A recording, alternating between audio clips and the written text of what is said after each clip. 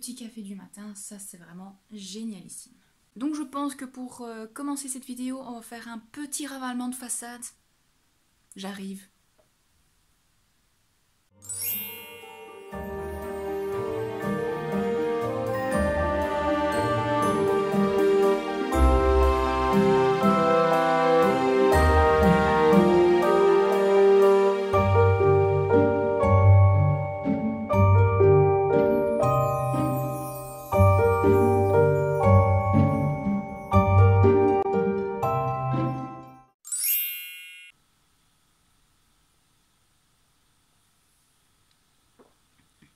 Bonjour les amis, bienvenue sur les Cailles du Dragon. Aujourd'hui on se retrouve pour un update lecture, celui du mois d'août. Je trouve que je n'ai pas beaucoup lu cette fois-ci. Les livres que je vais vous présenter ainsi que des mangas et des graphiques, il y en a certains qui m'ont été prêtés, donc je vous mettrai plutôt les images sur le côté, car je ne les ai plus tout simplement. Donc je vais vous présenter ce que j'ai encore ici, c'est tout ceci. Et on va commencer. La première lecture que j'ai effectuée justement en début août, c'était Seule la mort attend la vilaine, le deuxième tome, oui. Il m'a été prêté par une de mes meilleures amies, c'était vraiment super sympa, j'aime beaucoup. Je pense pas que je ne vais me les acheter car ça sert à rien vu qu'elle va me les prêter à chaque fois. Mais en tout cas, j'ai vraiment beaucoup apprécié ma lecture. L'intrigue est vraiment de plus en plus étoffée. Les graphismes sont toujours aussi beaux. Et c'est vraiment une saga de webtoon que je vous conseille. Elle est vraiment très chouette. Pour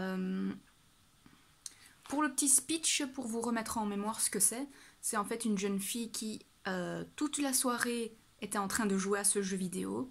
Elle s'endort et quand elle se réveille, en fait, elle se retrouve dans ce jeu. Mais, petite particularité, elle se trouve dans le rôle de la méchante, la vilaine, celle qui malheureusement meurt à chaque fois. Donc ici, pour bien sûr ne pas mourir, je pense que tout le monde ne le souhaiterait pas bien sûr, elle va tout faire pour pouvoir survivre un maximum et essayer de forger des alliances ou avoir les bonnes personnes de son côté afin de survivre. Le premier roman que je vous présente, c'est Persona, le tome 1 de Yelena. Déjà, on en parle de la beauté du livre et de la couverture que je trouve vraiment super belle. Vous ne voyez peut-être pas très bien avec toutes les dorures. Oui, si vous entendez des petits bruits, c'est normal, c'est Lilith qui est complètement folle. Je sais pas ce qui lui arrive aujourd'hui. En tout cas, elle est plus en forme que moi, ça c'est sûr. Dans cette histoire, vous êtes dans un univers où certains enfants ont été touchés par la lumière. C'est une sorte de divinité. En tout cas, ils acquièrent des pouvoirs magiques. Des pouvoirs vraiment exceptionnels, etc. Mais malheureusement, ils ne sont pas libres de pouvoir les exercer comme ils veulent. En fait, à l'âge de 18 ans, ils ont un choix à faire. C'est soit se marier et alors, ils sont obligés d'abandonner leurs dons, ou alors ils doivent rejoindre le culte de la lumière.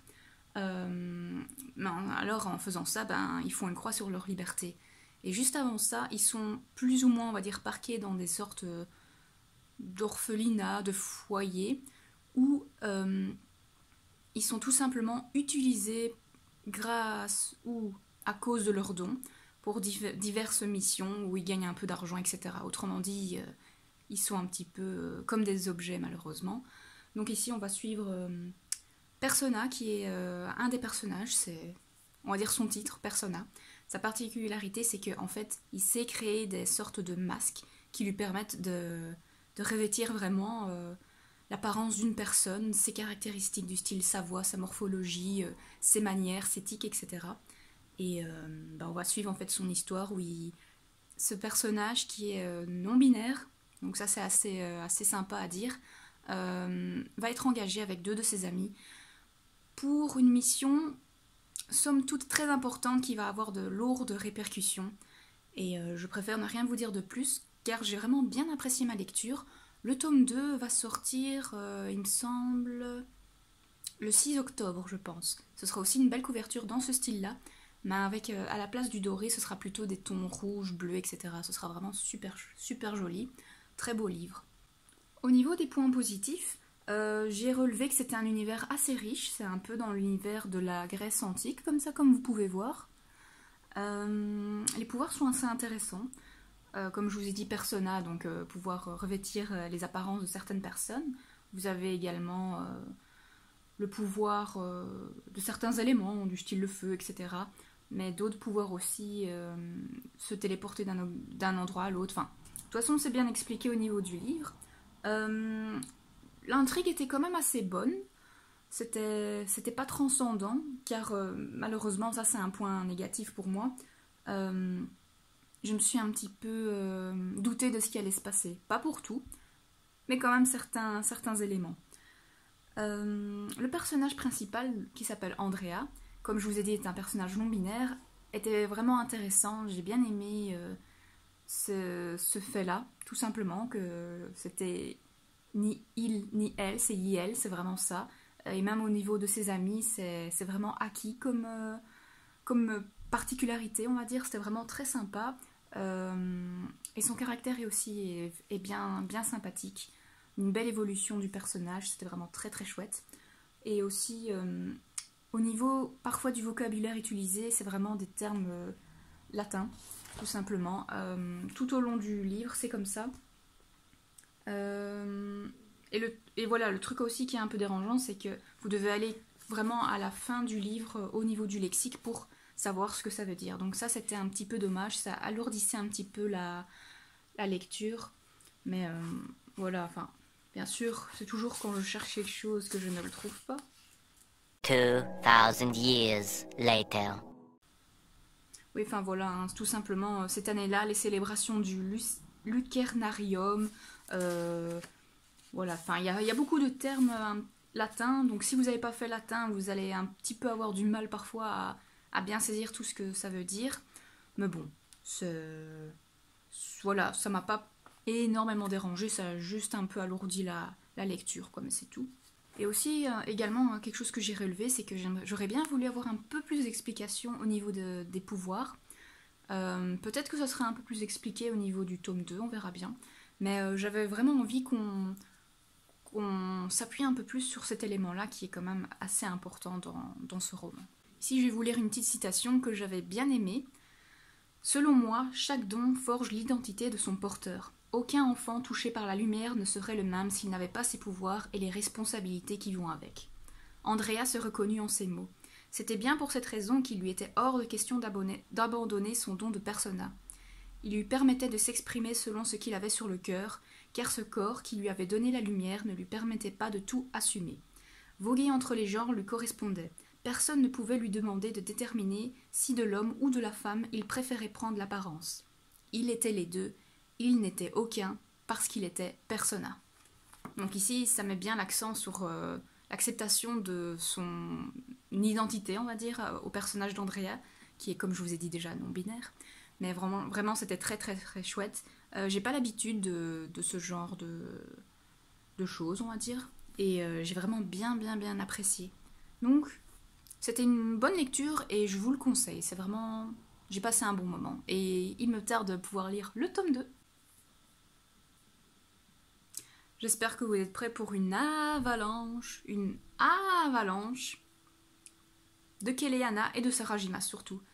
Car durant ce mois d'août, j'ai quasiment lu que ça en fait, des Keleana. Donc ici vous avez le tome 4 partie 1, et ici la partie 2, et après le tome 5 et le tome 6.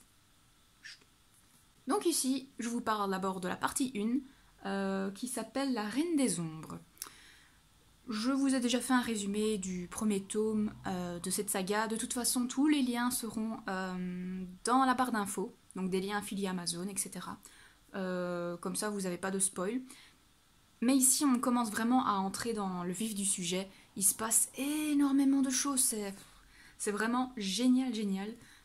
Ici, on a des petites révélations sur le personnage principal de Keleana. Et elle est pas mal cette femme, hein, franchement. C'est pas mal du tout. Donc si vous aimez tout ce qui est révélation de soi, magie qui se révèle, destin qui se met en marche, commencez cette saga. Bien sûr, au niveau des premiers tomes, voilà, ce sera un petit peu différent de ce que vous allez pouvoir lire par après. Mais il faut toujours commencer comme ça, doucement, mais ensuite ça va vraiment crescendo. Et je vous dis pas, le tome 5, c'est... Pour moi, ça a vraiment été un 5 étoiles. 5 sur 5. Génial ici. Donc ici, ce que je vous en dis avec le tome 4, partie 2, qui est, encore une fois, La Reine des Ombres. Donc c'est un tome que j'ai vraiment adoré. Il y a énormément d'action. On y met aussi pas mal de nouveaux personnages, dont des sorcières. Voilà, je vais rien dire de plus, mais j'adore. Je pense que peut-être avec mon petit sourire, vous allez comprendre pourquoi, mais soit. Pour ceux qui l'ont lu, je pense que vous savez un peu pourquoi. Mais j'adore les sorcières, elles sont vraiment trop trop chouettes. Comme je l'ai noté, la suite, ça promet du lourd. Spoiler alerte, oh oui, ça vaut vraiment du lourd. Belle évolution du personnage principal, c'est waouh, vraiment pépite. Sarajima, elle a vraiment une belle écriture pour l'évolution de ses personnages, c'est vraiment super super sympa. Et comme j'ai marqué, elle est badass, hein. Franchement, si vous voulez une bonne définition aussi du mot badass, vous pouvez mettre Keleana, d'autres personnages aussi également, mais voilà, ici on parle de Keleana, donc belle personne. Donc un beau personnage. Et ce que j'ai mis en point positif et négatif, c'est la romance. La romance slow burn. Trop slow burn parfois. Ouais, non, c'est juste pour dire que... Allez, on parle un peu comme Sarajima s'aime bien, parfois un petit peu des âmes sœurs. Je vais juste dire ça. Et ça prend du temps, quoi. Ça prend du temps. Ça prend beaucoup de temps. Mais bon, une fois que ça y est, ça y est. Pour faire une petite pause au niveau des Keleana, j'ai lu également qu'on m'a prêté, j'ai toujours du mal avec ce titre, c'est The Embodiment Impress. Là. Donc j'ai pu lire le tome 3 et 4. C'était bien, je pense que je vais continuer, etc. Mais j'ai trouvé qu'il se passait un peu moins de choses dans ces tomes-là. Mais je suis quand même curieuse de la suite. Vous aurez de toute façon les résumés du tome 1 dans la barre d'infos. Tout simplement parce que là j'ai un petit trou de mémoire, je ne sais même plus de quoi ça parlait. Je sais que c'était de nouveau un trope avec une fille qui se réincarne, mais cette fois-ci c'est en elle-même d'il y a quelques années, en ayant encore les souvenirs de ce qui s'est passé avant. Enfin, quelque chose comme ça. Mais c'était pas mal, mais voilà, ces tomes-là ne m'ont pas trop transcendé. Mais je veux quand même la suite. Par contre là, une belle découverte que j'ai vraiment bien appréciée, c'est ceci. Donc c'est Seven Time Loop. J'ai pu lire le tome 1 et le tome 2. Ce que j'ai adoré, c'est que l'héroïne, elle est vraiment très sympa et elle est capable de faire énormément de choses. Donc un personnage très, très, très touchant. Le héros, le méchant, on va dire, il est pas mal. Un petit bichounen, donc un beau gosse, qu'on va dire. Et j'ai vraiment envie de lire la suite. Ça a été un petit coup de cœur. C'était vraiment super sympa. Pour le résumé, je vais vraiment faire pif-pof parce que j'ai plus énormément de souvenirs de ça, mais donc c'est une jeune fille dans son monde à elle, de fantasy, etc. Je crois qu'elle va faire le vœu... Non. En fait, je sais plus tellement comment ça se passe, mais je sais que à chaque fois, c'est un peu comme une boucle temporelle. À l'âge de ses 20 ans, elle meurt d'une certaine façon.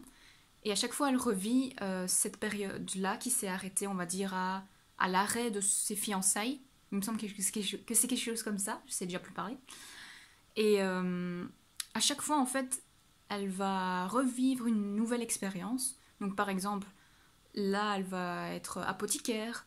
Elle va travailler dans les chantiers navals. Elle va être une sorte de sorcière, une guériseuse. Enfin voilà, elle va à chaque fois pouvoir vivre des choses différentes. Et ici, à sa 7e vie, c'est qu'elle a vraiment envie, c'est de chiller à mort. Autrement dit, vraiment ne rien faire. Comme ça, elle est tranquille et elle fait plus rien. Mais ça va pas vraiment se passer comme elle aurait voulu. Disons qu'il y a certains éléments qui vont changer, dont notamment le fait qu'en toile de fond, il y a toujours eu la guerre qui se préparait dans son royaume avec un autre. Et là, pour une fois, elle va vraiment y prendre part d'une certaine façon. Je ne vais pas vous en dire plus parce que déjà, tout simplement, Mon résumé était complètement en carton, j'en suis désolée. Mais je vous assure que, que le manga était vraiment bien. Ah, quand il n'y en a plus, il y en a encore. Ici, vous avez le tome 5 de Keleyana, L'Empire des Tempêtes. Et que dire de ce tome-là? Tome 5, eh ben, je lui ai mis 5 sur 5 en étoile parce qu'il était vraiment pépite de chez pépite. Génialissime. Pour moi, c'est vraiment le meilleur tome. Il y a un 6e tome, mais là, en fait, on part du point de vue d'un personnage masculin que j'ai un peu moins apprécié. Mais en tout cas, ce tome 5, il est génial. Vraiment très très bien. Je n'ai dit que du point positif. Je lui ai dit, comment est-ce possible que les tomes soient de mieux en mieux? Déjà ça. Les personnages sont vraiment bien construits et très variés. Effectivement, vous avez quelques points de vue d'autres personnages qui sont vraiment super intéressants, qui sont vraiment très chouettes à suivre. Ils ont certaines particularités également qui sont vraiment très sympas. L'héroïne est vraiment badass et brillante. Oui, je pense que ceux qui l'ont lu savent pourquoi je dis qu'elle est brillante. Ah, elle pense vraiment, en tout cas à très très long terme. C'est waouh. Je m'imaginais pas ça de l'héroïne. C'est vraiment sympa. Ça m'a mis dans toutes mes émotions. C'était vraiment génial. Elle est vraiment bien plus intelligente que ce qu'on pourrait penser. Et surtout, là je pose mon petit cahier, mais la fin. Non mais franchement, la fin, l'autrice là, elle nous tire une balle dans le pied parce que il nous faut la suite, donc le tome 7 qui est déjà sorti en anglais mais qui se fait un peu attendre au niveau de la traduction, mais non, c'est pas possible de nous laisser comme ça. J'ai failli dire un terme, mais je peux pas parce que sinon ça va spoiler, mais la fin, c'est... Je sais que là je vous donne envie, hein, mais c'est fait exprès. Mais il faut lire cette saga. Et même si vous avez vraiment du mal à lire les 2 premiers tomes, sachez que déjà le tome 3, très bien. Tome 4 en 2 parties, très bien aussi. Mais ce tome 5, pépite. Il est vraiment trop trop bien. Ah, j'ai vraiment envie de vous raconter, mais je peux pas, ça va vraiment vous gâcher alors toute la surprise, mais... Bordel, ce tome 5! J'en reviens pas. En fait, je l'ai vraiment lu super vite alors que c'est quand même un gros bébé. Et étonnamment, j'ai tellement adoré, j'ai tellement été à fond, qu'il m'a fallu 1 ou 2 jours avant de pouvoir relire quelque chose. Et on va dire que ça m'a fait un peu une panne de lecture en fait. J'étais tellement dedans que le suivant que j'ai lu, qui est pourtant dans le même univers, donc le tome 6, eh ben, j'ai eu beaucoup de mal à entrer dedans. En fait, il m'a fait limite vraiment, comme je vous dis, une petite panne de lecture tellement que j'étais dedans. Et par la suite, c'est pour ça aussi que je n'ai pas lu énormément de choses, c'est que mon esprit en fait était vraiment ancré dans cette histoire-là et dommage que je ne sache pas lire en anglais. Parce que là, pour une fois, je pense que je l'aurais fait. Mais non, je vais pas tenter en anglais, je vais patienter tant bien que mal. Mais c'était génial. Pour faire une petite pause dans ma lecture de Keleyana, et surtout avec ce tome 5 qui était merveilleux, j'ai lu également ici 2 tomes, le premier et le deuxième, d'une série que de nouveau ma meilleure amie me prête. Le titre, compliqué, hein. Donc c'est déjà ça. C'est Tauf I am an inept villainess. Vraiment désolée pour mon accent, mais j'ai toujours eu du mal à dire ce terme-là, mais soit. J'ai vraiment bien apprécié ma lecture, c'était vraiment très très très très sympa. Les graphismes sont très beaux, je vais vous les montrer si j'arrive à poser tout ce que j'ai sur moi. Voilà. Vraiment très très beau, je vais quand même essayer de trouver... Ouais, déjà ça.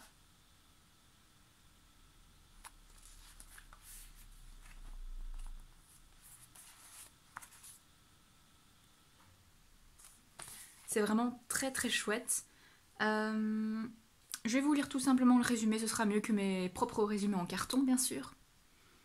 Le soir de la fête des étoiles Tanabata, Reirin, le papillon de son Altesse, est poussé dans le vide par Keiketsu Shu, la femme la plus détestée de la cour. Reirin se réveille alors en prison, dans le corps de son agresseuse, incapable d'expliquer la situation.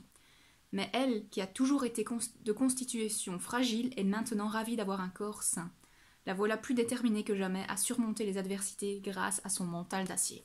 Ça résume parfaitement l'histoire. Bien mieux que moi.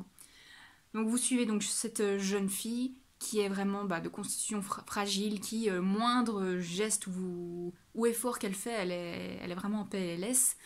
Et malheureusement, elle va se faire pousser du vide par celle qui est la plus détestée du royaume. Et ça va switcher et elles vont échanger leur corps.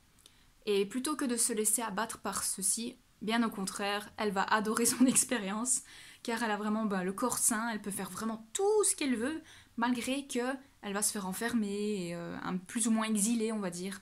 Mais c'est pas grave, elle remonte toujours la pente, et elle a vraiment un mental d'acier, cette fille. C'est une belle ode au fait de surmonter les obstacles. C'est vraiment super chouette. Elle a vraiment un très chouette tempérament. Les dessins, je les aime beaucoup. Et j'ai vraiment hâte de pouvoir lire le tome 3 et 4 qui ne sont pas encore sortis. Mais donc mon ami, vite que ça sorte. Ensuite, vu que justement mon ami m'a également prêté sa liseuse, c'est vraiment super sympa, j'ai lu enfin, tac, Belle Morte, le tome 2, et c'est une duologie, donc c'est fini normalement. Ah bah quelle déception. J'ai vraiment pas apprécié. En fait, le premier tome j'avais beaucoup aimé.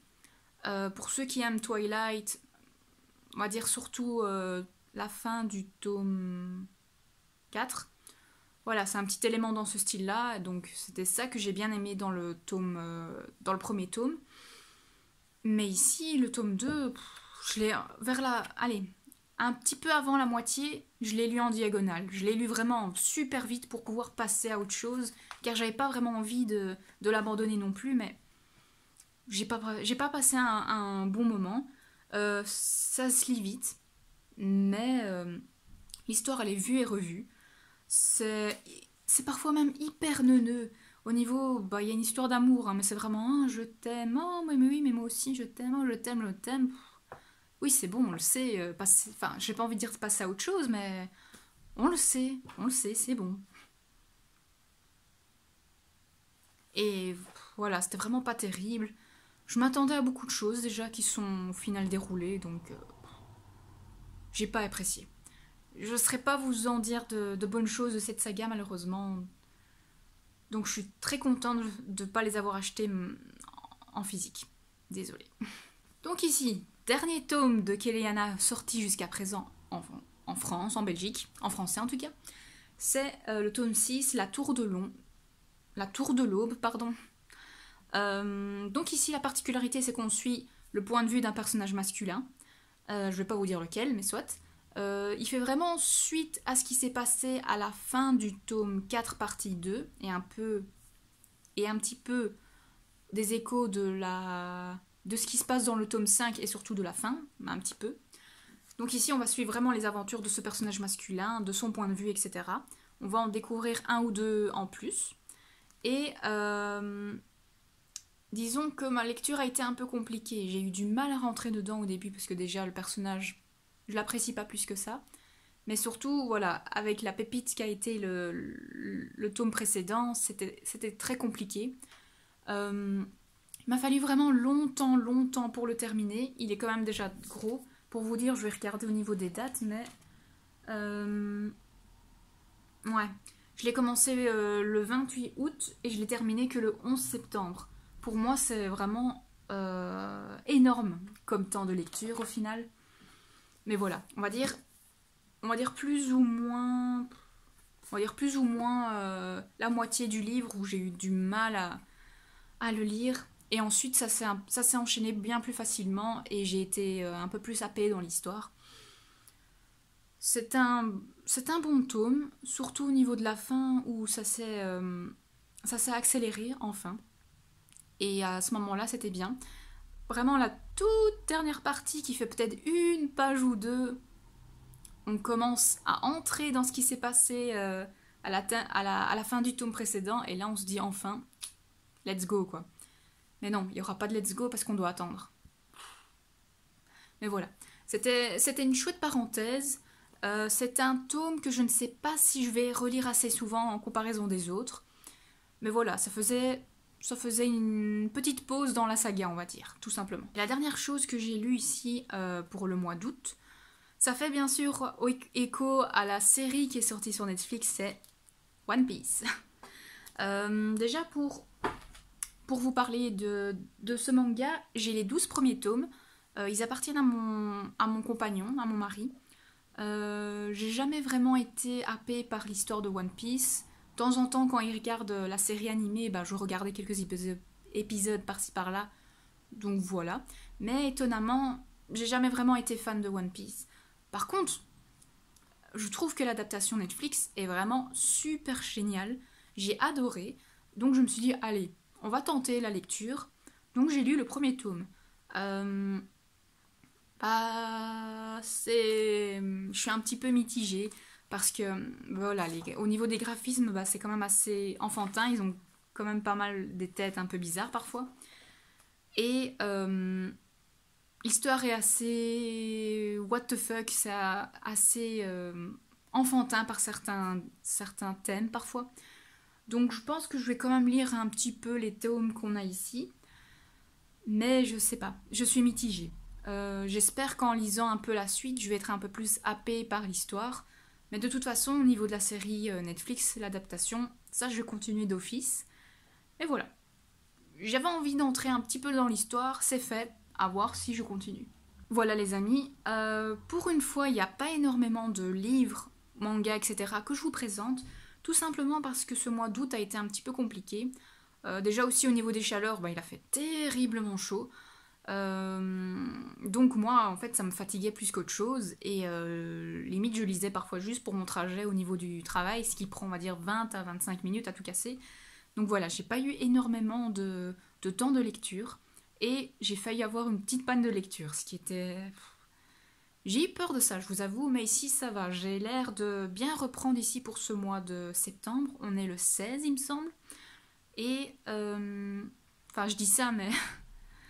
Comme je vous ai dit, le tome 6 de Kéléana, je l'ai terminé le 11. Ici, j'ai entamé un autre roman. Je suis presque à la fin, donc ça va. On va dire tout doucement, je suis en train de reprendre un bon rythme. À voir si ça continue ou pas. Ça dépend aussi si je suis happée par la lecture ou pas. Mais soit. En tout cas, je vous remercie énormément pour avoir regardé cette vidéo. Comme je vous ai dit, tous les liens sont dans la barre d'infos. N'hésitez pas à regarder, c'est un petit travail de rechercher tous ces liens, je vous avoue. Mais comme ça me fait plaisir, ça vous permet justement d'avoir parfois les tomes 1, tout simplement, pour pas être spoilé. Je vois bien en tout cas que la reprise est parfois un petit peu compliquée pour tout le monde, et également pour YouTube. J'ai vu qu'il y avait beaucoup moins de vues, de j'aime, etc. C'est comme ça, quand je vois au niveau des autres youtubeuses et youtubeurs, je pense que c'est la même chose pour tout le monde. À se demander même s'il n'y a pas eu un petit changement au niveau de l'algorithme. Donc c'est un petit peu compliqué. Donc franchement, si vous aimez mon contenu, n'hésitez pas à mettre un pouce vers le haut, à vous abonner, à le partager avec vos amis.